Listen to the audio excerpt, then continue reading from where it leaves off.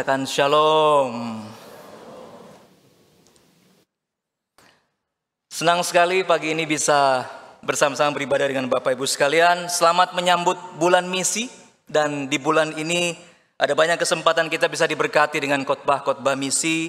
Dan di minggu yang kedua ini kita akan merenungkan satu bagian firman Tuhan dengan satu tema, tidak ada alasan untuk tidak memberitakan Injil.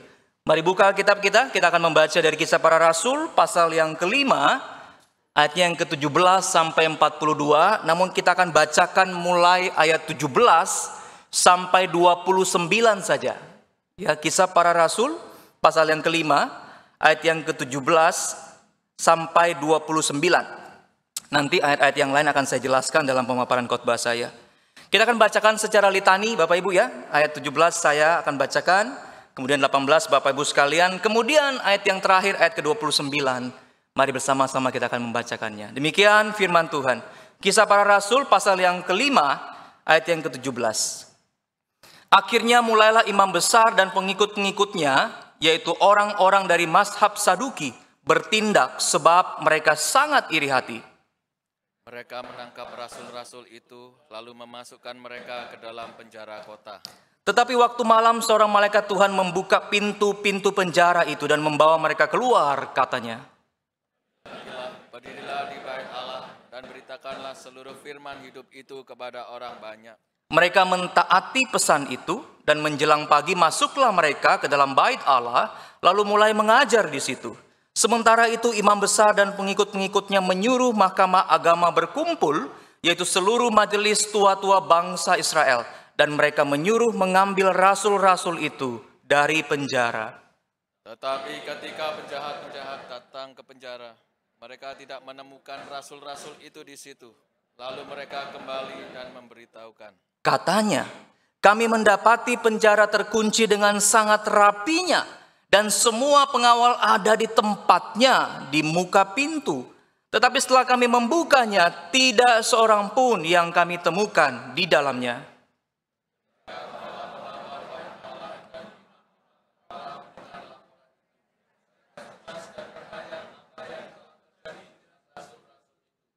Tetapi datanglah seorang mendapatkan mereka dengan kabar, lihat, orang-orang yang telah kamu masukkan ke dalam penjara ada di dalam bait Allah dan mereka mengajar orang banyak.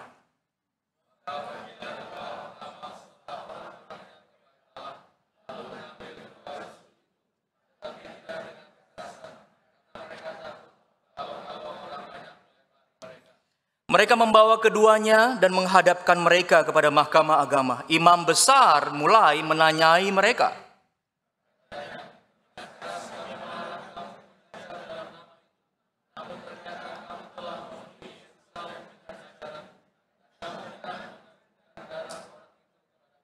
Ayat 29 bersama-sama, 2, 3. Tetapi Petrus dan rasul-rasul itu menjawab, katanya, kita harus lebih taat kepada Allah daripada kepada manusia. Bapak Ibu, ketika saya mempersiapkan khotbah ini, khususnya setelah merenungkan perikop dari Kisah Para Rasul pasal yang kelima ini, muncul pertanyaan besar di kepala saya, apa yang kira-kira terjadi dengan hidup saya dan saudara kalau peristiwa ini terjadi di negara kita. Kalau peristiwa ini terjadi di provinsi kita, di kota kita Surabaya. Kalau peristiwa ini terjadi di GKA Elion Satelit. Bapak Ibu, apa yang terjadi dengan iman kita apabila kita diperhadapkan pada satu kondisi yang dialami oleh jemaat di Yerusalem ketika itu? Apakah kita akan terus setia mengikuti Yesus walau begitu mahal harga yang mesti dibayar? Apakah kita akan setia mengikuti Yesus apabila nyawa kita yang menjadi taruhannya? Bapak Ibu, beberapa bulan yang lalu saya dan beberapa rekan melayani di sebuah wilayah di ujung timur Pulau Jawa ini Bapak Ibu. Ketika kami selesai melayani, kami ingin meninggalkan desa karena kami mengunjungi, mendoakan seorang petobat baru dari seberang. Kami dihadang oleh beberapa orang dan salah satu di antaranya berteriak dengan lantang, "Kamu misionaris ya? Kamu misionaris kan?" Bapak Ibu, karena kebetulan kami melayani di lokasi yang sekelilingnya hutan. Nah, entah sengaja atau tidak, beberapa di antara mereka memegang gergaji pohon yang besar itu dekat sekali dengan kami, Bapak Ibu. Dan jujur, jika hari itu kami diserang, maka sangat sulit bagi kami untuk melarikan diri di tengah kondisi hutan yang begitu sepi, begitu ya. Tetapi puji syukur kepada Tuhan, kami diluputkan dan kami bisa keluar dari tempat itu. Di tengah tantangan yang tidak mudah itu, hari Kamis yang lalu, Bapak Ibu, 3 hari yang lalu saya menerima report dari pekerja bahwa ada 1 jiwa lagi yang percaya kepada Tuhan.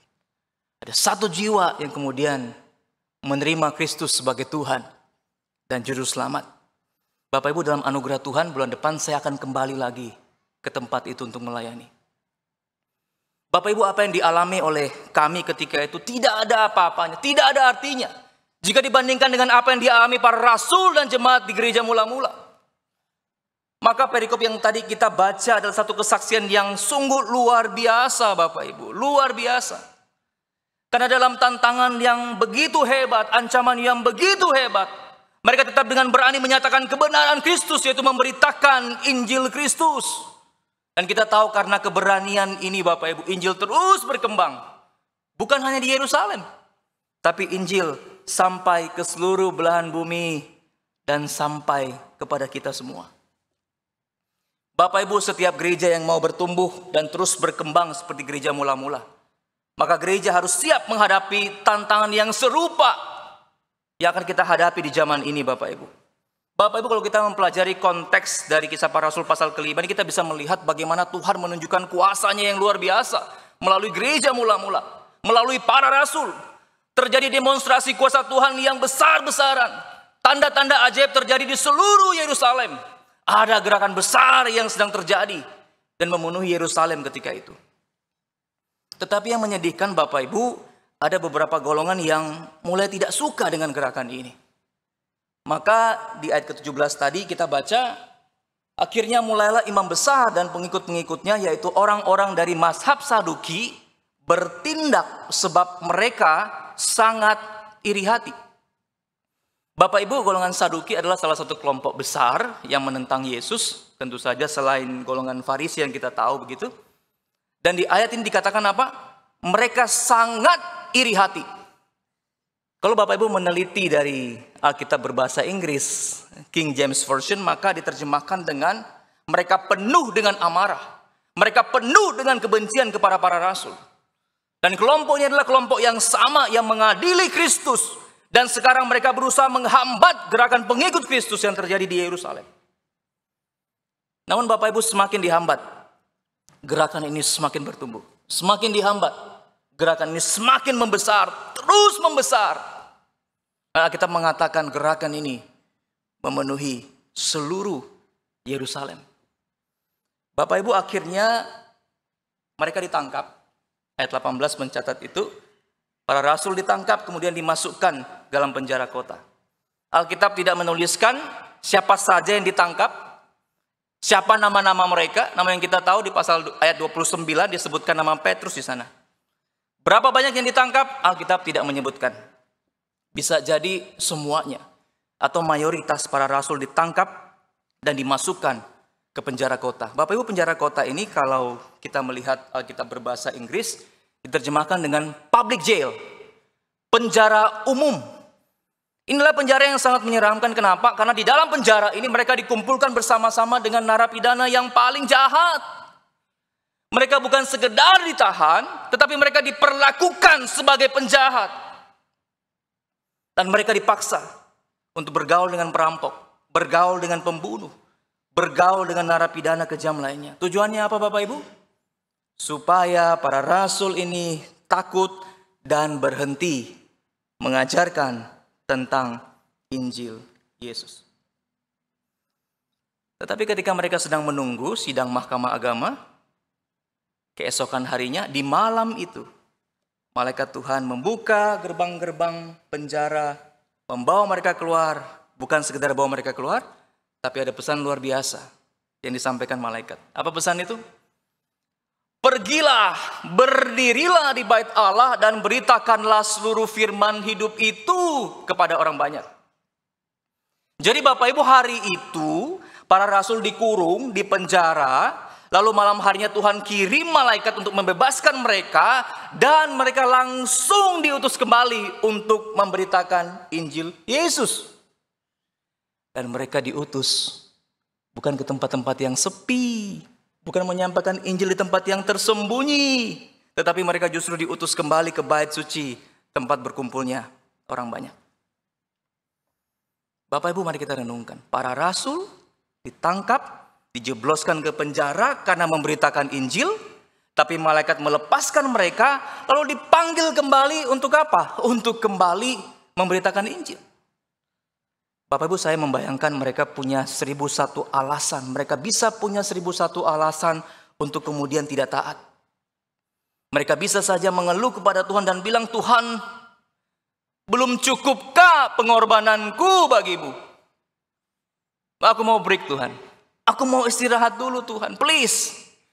Karena kalau memberitakan Injil lagi, maka sama saja kami akan kembali lagi ke penjara. Tuhan, cukup. Cukup, Tuhan. Bapak Ibu, apakah para rasul memberikan respon seperti itu? Mengeluh? Kemudian menyerah? Tidak. Ayat 21 dikatakan apa? Mereka mentaati pesan itu, dan menjelang pagi masuklah mereka ke dalam bait Allah, lalu mulai mengajar di situ. Jadi kita lihat Bapak Ibu, iman para rasul tidak tergoyahkan sedikit pun. Keberaniannya tidak berkurang sedikit pun. Semua dikerjakan karena apa? Karena ketaatannya kepada Tuhan. Dan jujur Bapak Ibu, berulang kali di dalam pelayanan kami berada dalam kondisi yang kurang lebih seperti ini. Dan jujur saya mau katakan, dan tidak mudah untuk bisa taat seperti para rasul. Bapak Ibu, bagi para rasul tidak ada alasan untuk tidak memberitakan Injil walaupun nyawa adalah taruhannya. Dan ketaatan inilah yang menjadi kunci kemajuan Injil. Bukan hanya di Yerusalem Bapak Ibu.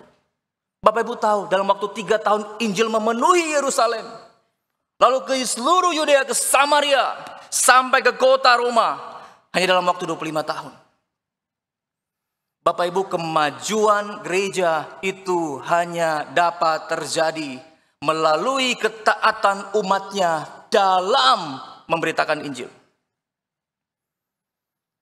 Bapak Ibu, kalau kita merenungkan bagian-bagian dari kisah para rasul, maka kita akan menemukan ada begitu banyak nama-nama rasul seperti Petrus, Stefanus, Barnabas, Filipus, Paulus, dan banyak lagi rasul-rasul lain yang tidak disebutkan namanya. Tetapi yang kita tahu, mereka hanya mau taat kepada Tuhan. Mereka hanya mau taat apa yang Yesus perintahkan, dan mereka tidak pernah tunduk pada segala tekanan dan penderitaan. Maka doa saya bagi Bapak Ibu sekalian, baik sebagai anggota gereja ataupun sebagai individu, kita juga harus melakukan yang sama. Kita harus memperjuangkan yang sama. Kita harus taat dan setia dalam panggilan yang kita kerjakan. Seringkali apa yang kita baca dalam kitab suci itu berbeda sekali dengan apa yang kita lakukan Bapak Ibu. Seringkali kita menyadari bahwa Tuhan panggil saya untuk melakukan firman-Nya. Kita tahu langkahnya secara teoritis, tetapi kita tidak pernah sungguh-sungguh melakukannya dengan ketaatan. Kita tahu ada berita Injil yang harus kita bawa dan kita bagikan. Kita tahu ada tempat-tempat yang mesti kita tuju. Kita mesti pergi ke sana memberitakan Injil. Kita tahu semua itu. Tetapi kita juga punya 1001 alasan untuk tidak melakukan semua itu. Bapak Ibu, para rasul memberikan teladan yang berbeda. Kalau engkau perhatikan ayat 21a, mereka mentaati pesan itu. Setelah mereka dilepaskan dari penjara, keesokan harinya, ketika matahari itu baru saja terbit, Alkitab bilang apa? Menjelang pagi, mereka sudah ada kembali ke bait suci. Bapak Ibu, mereka tidak tahu ancaman apa lagi yang akan mereka hadapi. Kemarin mereka ditangkap. Tetapi hari ini sebelum matahari betul-betul terbit, mereka sudah siap kembali untuk memberitakan Injil. Mereka tahu dampaknya pasti akan lebih fatal kalau mereka ditangkap lagi untuk kedua kalinya. Tetapi mereka memutuskan untuk taat kepada Tuhan. Bapak Ibu, ketika kita merenungkan tentang hal ini, bagaimana tanggapan kita? Mungkin ada orang yang merespon dan berkomentar seperti, Pak, ketaatan seperti para rasul ini, ketaatan yang radikal seperti ini, itu hanya ada, Pak, pada jemaat mula-mula. Mana mungkin ada di gereja saat-saat ini? Mana mungkin ketaatan seperti itu ada di gereja-gereja pada zaman ini? Itu hanya berlaku untuk para murid. Bukan saya, Pak. Saya ini orang Kristen biasa. Iman saya biasa-biasa saja. Jadi ketaatan yang radikal seperti ini, Pak, tidak mungkin kita jumpai di dalam gereja masa kini. Bapak Ibu, beberapa saat yang lalu saya kembali dari sebuah pelayanan di sebuah wilayah. Saya bertemu melakukan member care dengan beberapa pekerja yang kami utus di sana. Wilayah ini punya histori yang sangat kelam terhadap kekristenan. Di akhir tahun 90-an terjadi pembakaran hebat kepada banyak gereja. Hamba-hamba Tuhan dibakar hidup-hidup. Jemaat-jemaat Tuhan dibakar, dianiaya di wilayah ini. Oleh sebab itu kami sulit sekali untuk kembali masuk ke wilayah. Tetapi puji Tuhan, dalam anugerah Tuhan, tahun lalu, tahun 2022, kami kembali melayani di wilayah ini. Bapak Ibu, salah seorang pekerja menceritakan kepada saya bahwa hampir setiap hari setelah mereka berkeliling, ada orang-orang yang membuntuti mereka. Sehingga mau tidak mau, karena lokasinya di pinggiran kota begitu ya, masuk ke desa, mereka harus berkeliling-keliling naik turun bukit, saudara, sampai yang ngikutin itu capek, baru mereka pulang. Bapak Ibu, cerita ini diceritakan kepada saya sambil tertawa. Ketika saya tanya, mengapa engkau tertawa? Mereka cuma jawab, ini sudah biasa, Pak. Ini sudah biasa, Pak. Artinya mereka menyadari setiap saat kejadian buruk bisa saja menimpa mereka. Inilah bagian dari ketaatan. Inilah bagian dari harga yang harus dibayar. Maka saya mau kasih tahu Bapak Ibu satu hal ini. Bahwa ketaatan kepada Yesus Kristus, ketaatan yang radikal ini, tidak peduli betapapun harga yang mesti dibayar, adalah dasar dari kekristenan. Dan ini bukan hanya berlaku bagi jemaat mula-mula, tetapi tetap berlaku sampai dengan hari ini. Jadi saya hanya menipu diri saya sendiri, Bapak Ibu, ketika saya baca kisah ini dan saya katakan ini hanya berlaku di zaman mereka, bukan buat saya. Dan setelah ibadah selesai, kita dengan mudah melupakan semua kisah ini karena kisah ini bukan buat saya, Pak. Kita mudah sekali mengabaikan firman Tuhan. Kita mudah sekali mengabaikan perintah Tuhan. Kita mudah sekali untuk tidak taat kepada Tuhan. Bapak Ibu, Alkitab mengatakan bahwa kita tidak lagi hidup untuk diri kita sendiri. Paulus katakan itu dalam 1 Korintus pasal 5 ayat yang ke-15. Saya akan bacakan bagi Bapak Ibu. Dan Kristus telah mati untuk semua orang, supaya mereka yang hidup tidak lagi hidup untuk dirinya sendiri, tetapi untuk Dia yang telah mati dan telah dibangkitkan untuk mereka. Bapak Ibu, sehingga dengan penuh ketaatan kita bisa berkata kepada Tuhan, Tuhan, inilah yang aku percaya, bahwa Roh Kudus yang menyertai para rasul di abad mula-mula adalah Roh Kudus yang sama dengan roh yang ada dalam diri saya, yang juga akan menyertai saya dalam pemberitaan Injil. Bapak Ibu, maka dengan kekuatan yang sama akan memampukan kita untuk memberitakan Injil, sehingga tidak ada alasan bagi kita untuk tidak memberitakan Injil. Bapak Ibu, kisah ini berlanjut di ayat 21b.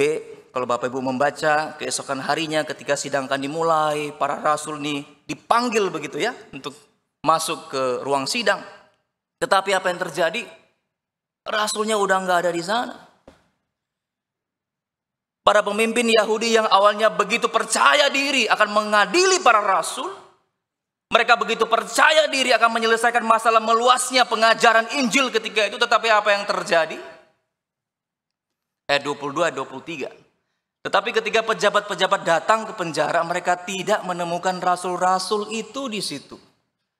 Lalu mereka kembali dan memberitahukan, katanya, kami mendapati penjara terkunci dengan sangat rapinya, dan semua pengawal ada di tempatnya di muka pintu. Tetapi setelah kami membukanya, tidak seorang pun yang kami temukan di dalamnya. Bapak Ibu bisa bayangkan bagaimana pikiran para imam besar, para anggota Mahkamah Agama ketika itu. Kita sudah tangkap mereka. Kita sudah tempatkan prajurit terbaik untuk menjaga mereka. Apa maksudmu mereka tidak ada di sana? Bagaimana mungkin mereka keluar tanpa terpantau oleh para penjaga? Bapak Ibu, ayat 24 dikatakan, ketika kepala pengawal bait Allah dan imam-imam kepala mendengar laporan itu, mereka cemas dan bertanya apa yang telah terjadi dengan rasul-rasul itu. Bapak Ibu, kata cemas ini dalam bahasa aslinya diterjemahkan dengan sangat bingung. Mereka sangat bingung, mereka tidak tahu di mana rasul itu berada. Mereka benar-benar tidak tahu apa yang sedang terjadi. Yang mereka tahu tadi malam rasulnya masih ada di tahanan, dan pagi ini sudah nggak ada, dengan gembok tahanan yang masih utuh, penjaga yang masih lengkap. Dan di dalam kebingungan ini ayat 25 dikatakan mereka mendapatkan kabar bahwa para rasul itu sudah kembali mengajar di bait suci. Bapak Ibu bisa bayangkan bagaimana respon para pemimpin agama Yahudi ini. Mungkin mereka akan berkata satu dengan yang lain. Kita sudah coba segala cara menghentikan mereka. Kita sudah coba segala cara untuk menghentikan pemberitaan Injil. Kita sudah coba segala cara untuk menghentikan gerakan ini terus membesar. Tetapi mengapa mereka nggak bisa dihentikan? Bapak Ibu, singkat cerita mereka ditangkap lagi. Begitu ya. Walaupun pasal 26 ayat 26 mengatakan mereka ditangkap dengan cara yang halus begitu ya. Tanpa kekerasan karena mereka khawatir ada perlawanan dari orang banyak begitu. Kemudian mereka dibawa, diadili oleh Mahkamah Agama. Bapak Ibu perhatikan ayat ke-27 dan 28. Mereka membawa keduanya menghadap mereka kepada Mahkamah Agama. Imam besar mulai menanyai mereka, katanya, dengan keras kami melarang kamu mengajar dalam nama itu, namun ternyata kamu telah memenuhi Yerusalem dengan ajaranmu, dan kamu hendak menanggungkan darah orang itu kepada kami. Bapak Ibu, anggota Mahkamah Agama pasti sangat marah. Mengapa kalian gak bisa diam? Mengapa kalian tidak bisa berhenti memberitakan tentang Yesus?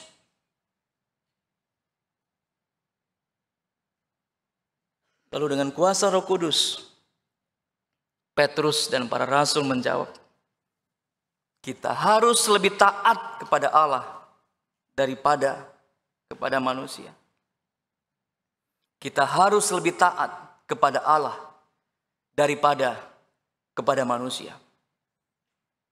Ini luar biasa.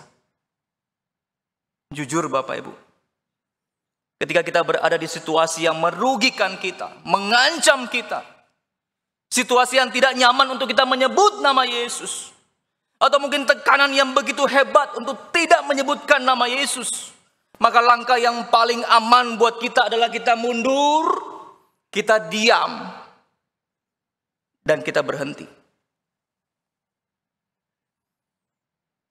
Tetapi apa yang Petrus katakan?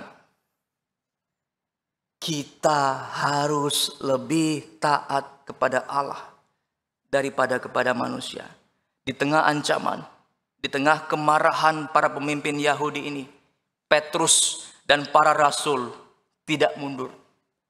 Justru sebaliknya, di ayat ke-30 dan 31 Bapak Ibu saya bacakan. Allah nenek moyang kita telah membangkitkan Yesus yang kamu gantungkan pada kayu salib dan kamu bunuh. Dialah yang telah ditinggikan oleh Allah sendiri dengan tangan kanannya menjadi pemimpin dan juru selamat, supaya Israel dapat bertobat dan menerima pengampunan dosa. Bapak Ibu, ini berita Injil. Ini berita tentang pengampunan dosa. Di tengah kondisi yang mengancam nyawa mereka, berita Injil tidak pernah berhenti diberitakan oleh para rasul. Bapak Ibu, saya sangat yakin bahwa gereja Tuhan itu tidak akan dapat terus berkembang, tidak akan dapat terus maju jika gereja tidak memberitakan Injil.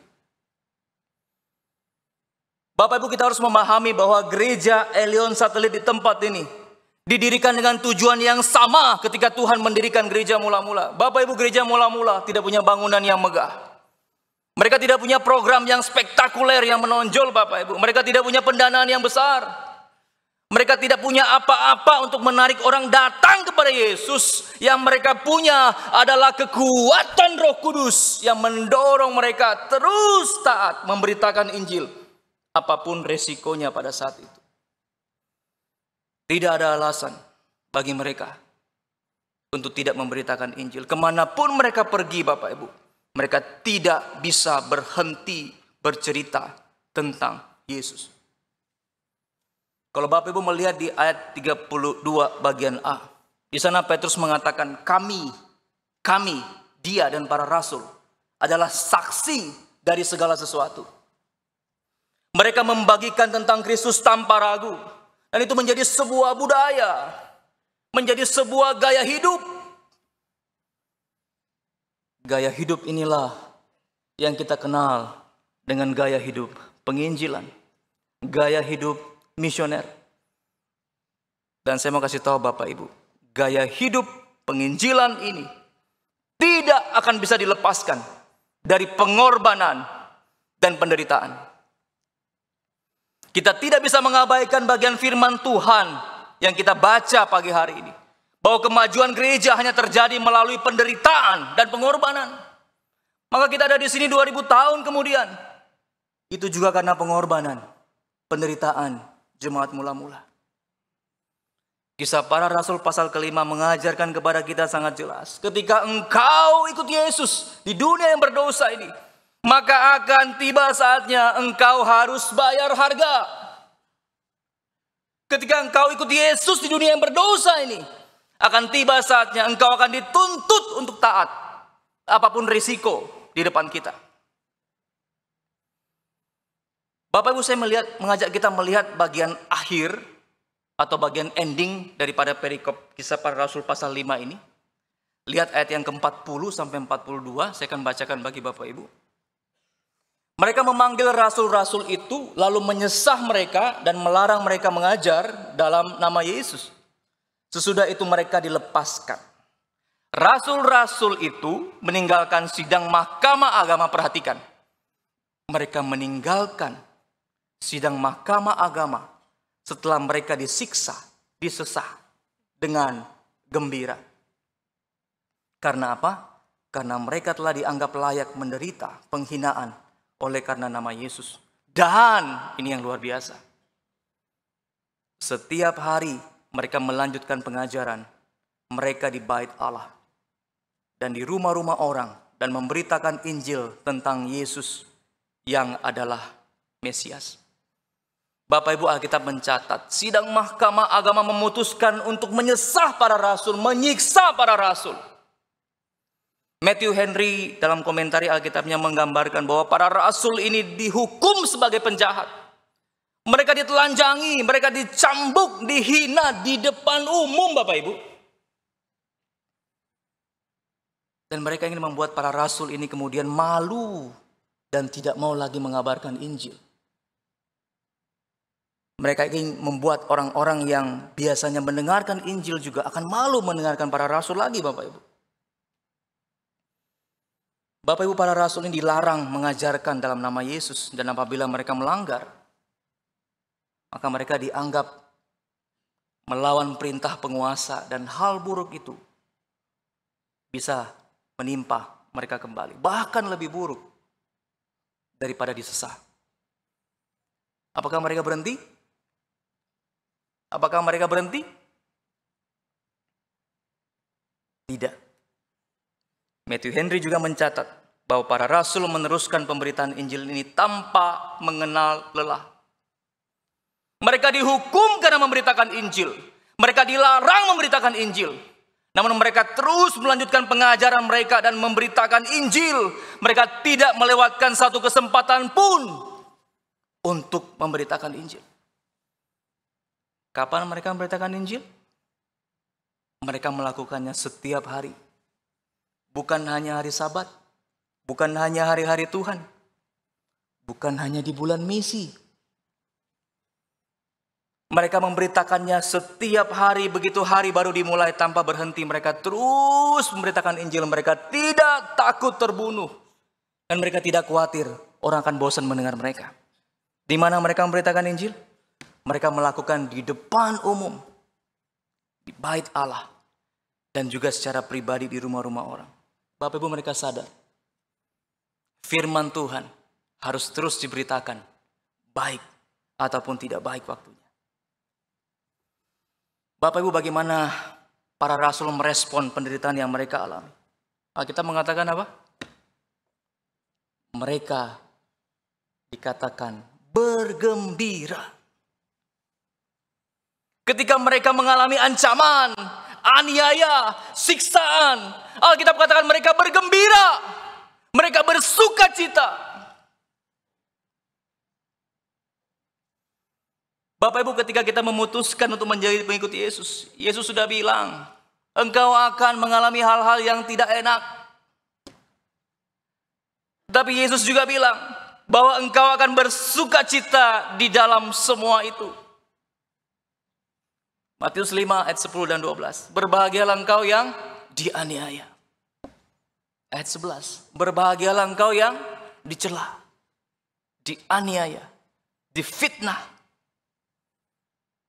Ayat 12, bersukacitalah dan bergembiralah karena upahmu besar di surga. Bapak Ibu, Yesus sudah prediksi. Engkau ikut Yesus tidak akan mudah. Banyak tantangan, banyak ancaman. Tetapi engkau akan berbahagia. Engkau akan bersukacita sebab upahmu besar di surga. Bapak Ibu, ini kehormatan besar, ini privilege yang besar bagi kita yang dilibatkan Tuhan di dalam pelayanan pemberitaan Injil. Maka mari sungguh-sungguh kita kerjakan ini. Bapak Ibu, ini adalah satu kesimpulan yang indah dari perenungan kita pagi ini. Saya mau katakan kepada Bapak Ibu, 15 tahun kami melayani, tidak ada satu ancaman yang begitu besar yang dapat menghentikan kesaksian pemberitaan Injil orang percaya. Setiap kali ada yang dianiaya, setiap kali ada yang disiksa, dan di waktu itulah ada jiwa-jiwa baru yang dimenangkan bagi Kristus. Tidak ada satu ancaman yang begitu besar yang dapat menghentikan kesaksian pemberitaan Injil orang percaya. Bapak Ibu, perikop ini ditutup dengan kesaksian yang indah bahwa mereka terus setia, terus memberitakan Injil. Apakah ancaman sudah hilang? Enggak. Tetap ada ancaman, tetap ada penderitaan.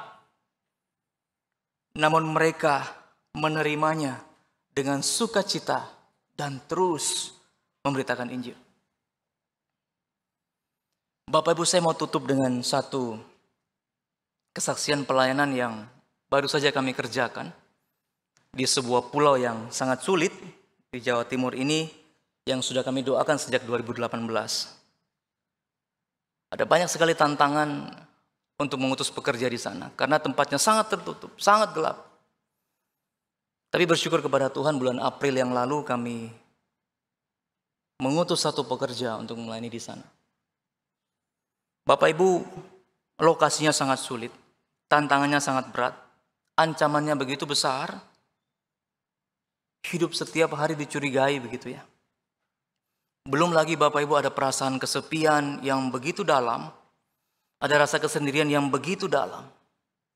Maka saya ingat minggu lalu terakhir ketika kami mendoakan pekerja, dia kirim satu teks WhatsApp kepada saya. Dan dia bilang ketika perasaan takut itu timbul, ketika perasaan ingin berhenti dari pelayanan ini datang, maka firman Tuhan yang kita baca hari ini adalah kekuatan yang besar bagi dia. Bapak Ibu, bulan ini masuk bulan kelima di dalam pelayanan kami di situ. Dan saya mau sampaikan kepada Bapak Ibu, 5 bulan ini Tuhan terus bekerja. Dia buka satu persatu pintu pemberitaan Injil. Dan saya percaya ada jiwa-jiwa yang akan dimenangkan dari pelayanan ini. Bapak Ibu, tantangan pelayanan di ladang misi begitu berat. Kami nggak bisa kerja sendiri. Gereja mesti mengambil bagian untuk mendoakan, untuk mendukung, untuk memperhatikan para utusan yang sedang berjuang di ladang misi. Dan jika ada kesempatan, mereka akan sangat senang sekali kalau Bapak Ibu bisa datang, mengunjungi, mendoakan mereka di tempat yang aman tentunya.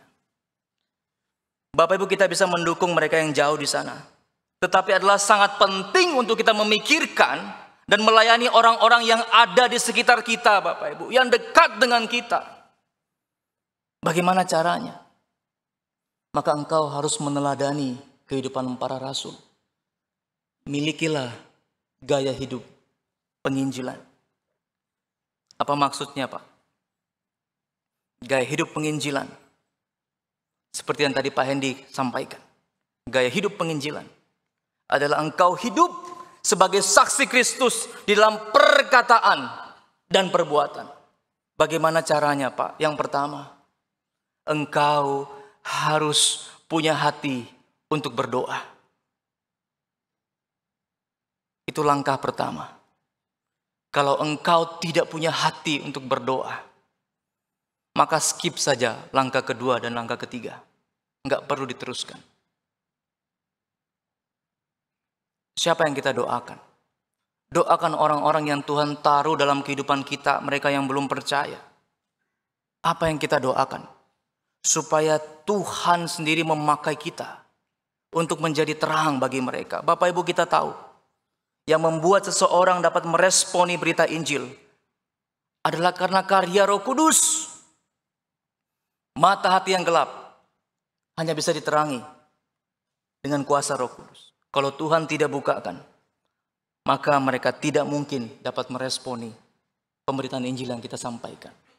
Maka Bapak Ibu, doakan dengan serius nama-nama itu. Kedua, kalau engkau sudah punya hati mendoakan, maka kedua, engkau harus punya hati untuk memperhatikan. Berikan waktu untuk memperhatikan orang-orang yang kita doakan. Perhatikan kebutuhan-kebutuhan mereka, Bapak Ibu. Bagaimana caranya? Banyak. Engkau bisa mengunjungi mereka yang sedang sakit. Engkau bisa mendoakan mereka. Engkau bisa berikan bantuan kepada mereka yang membutuhkan. Engkau bisa sekedar memperhatikan mereka yang berulang tahun misalnya. Banyak hal yang mesti kita lakukan. Tetapi poin pentingnya adalah supaya melalui semua relasi ini, orang bisa melihat, bukan sekedar melihat, orang bisa merasakan bahwa kita mengasihi mereka. Dan dengan itu kita membawa mereka satu langkah lebih dekat kepada Kristus. Penginjilan adalah segala hal yang kita lakukan untuk menolong orang yang belum percaya mengambil satu langkah lebih dekat lagi kepada Kristus. Maka ini butuh proses. Engkau tidak mungkin bisa memberitakan Injil kalau engkau tidak sungguh-sungguh mendoakan. Engkau tidak sungguh-sungguh memperhatikan, engkau tidak mungkin bisa memberitakan Injil. Itu poin yang ketiga, memberitakan. Ini jadi pergumulan kita orang Kristen. Mendoakan bisa, Pak. Memperhatikan lumayan lah. Kalau dipaksa masih bisa lah, Pak. Tapi memberitakan susah, Pak. Ada begitu banyak metode penginjilan yang dilatih oleh gereja. Namun saya mau katakan, apapun metode yang Bapak Ibu kuasai, yang paling penting adalah engkau harus mulai melakukannya. Dan jika engkau sungguh-sungguh berdoa, dan jika engkau sungguh-sungguh memperhatikan, maka sebetulnya pemberitaan Injil itu bukan sesuatu yang sulit. Saya ingin bersaksi bahwa pemberitaan Injil itu bukan sesuatu yang sulit kalau engkau sudah mendoakan dan engkau sudah memperhatikan. Dan ingat, tugas kita adalah memberitakan. Tuhan akan memampukan orang itu untuk meresponi pemberitaan kita.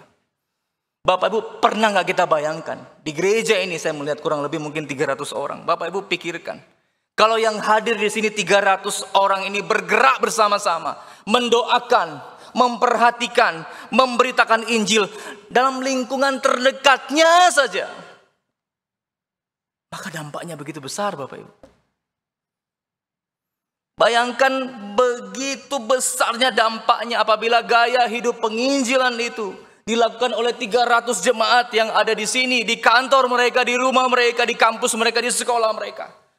Maka ada begitu banyak orang yang punya kesempatan untuk mengenal Yesus.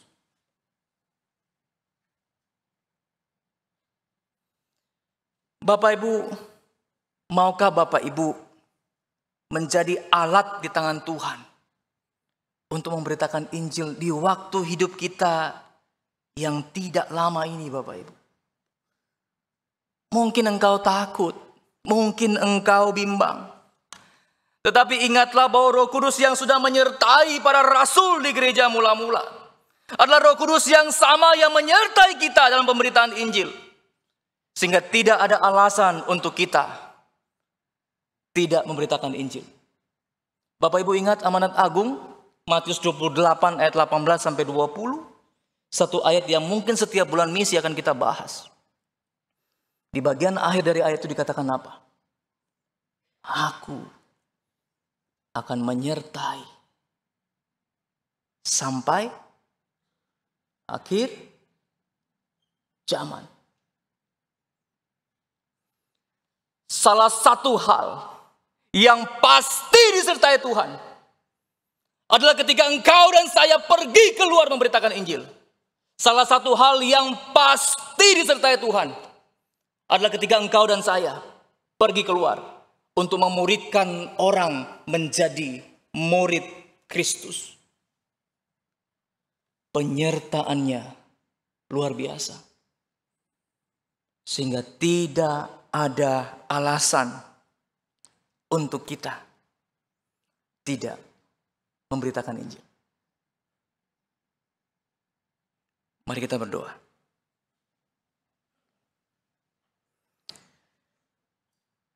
Bapa di surga, kami berterima kasih